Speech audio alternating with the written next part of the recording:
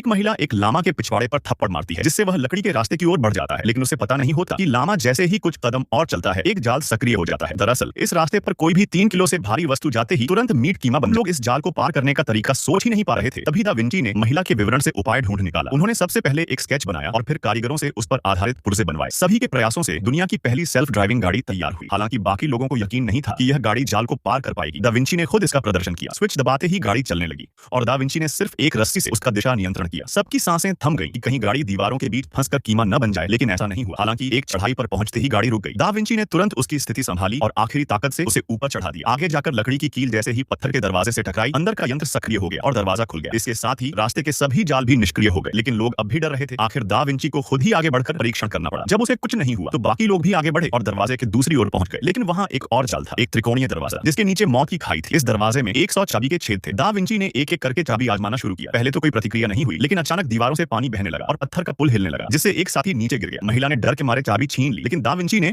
उससे फिर एक बार भरोसा करने की विनती की। वह चाबी वापस फेंक देती है। जैसे जैसे पुल छोटा होता जा रहा था, दा विंची ने नोट किया कि सभी छेद प्राइम नंबर हैं। जब वह पुल के नीचे गया तो उसे एक असली ताले का छेद मिला। उसने उसमें चाबी डाली और पुल रुक गया। तीसरे चरण में एक पत्थर का दरवाजा था, जिसे खोलने के लिए 2 चाबियां चाहिए थी। एक साथी ने चाबी छीन ली और कहा कि वह इस प्रकार के जालों में माहिर है। उसने पाया कि चाबी वास्तव में 2 हिस्सों को जोड़कर बनी है, लेकिन जब दोनों ने चाबियां घुमाई तो भी दरवाजा नहीं खुला। फिर दा विंची को एहसास हुआ कि चाबियां एक साथ घुमानी होंगी, लेकिन फिर भी दरवाजा नहीं खुला। तभी उन्होंने खिड़की से आती सूर्य की किरणें देखी और यह विचार आया, केवल तभी दरवाजा खुलेगा जब सूर्य की किरणें दोनों छेदों पर एक साथ पड़ेंगी। समय का सही अनुमान लगाते हुए दोनों ने चाबियां घुमाई और पत्थर का दरवाजा खुल गया। अब वे एक गुफा में पहुंचे, जहां एक बड़ा पत्थर का ताबूत रखा था। दा विंची ने अनुमान लगाया कि खजाना इसी में होगा, लेकिन वह जानते थे कि अगर खजाना सीधे आदिवासियों को दे दिया गया तो वे उनकी जान ले सकते हैं। गुफा के अंत में खाई थी, कोई रास्ता नहीं बचा था। तभी दा विंची को याद आया कि उन्होंने एक उड़ान यंत्र का डिजाइन पहले ही तैयार किया था। उन्होंने साथियों से कपड़े और रस्सी से एक छाता जैसी संरचना बनवाई। यह पैराशूट था। ताबूत को खोलने की कोशिश में उन्हें एक चुंबकीय गेंदें मिली। ये ही उसका रहस्य थी। लेकिन जब गेंदों को समझ नहीं पाए तो दा विंची को याद आया कि मोनालिसा की पेंटिंग में पुल के पास 7 और 2 अंक छिपे थे। उन्होंने उसी क्रम में गेंदों को रखा और ताबूत खुल गया। उसमें एक बोलने वाला मानव निकला। लेकिन तभी आदिवासी प्रमुख सैनिकों के साथ आ धमके। अब चारा नहीं बचा था। सभी ने पैराशूट को उठाया और खाई में छलांग लगा दी। दा विंची भी खजाने के साथ कूद पड़ा। हवा में पैराशूट खुल गया। यह दा विंची का एक और महान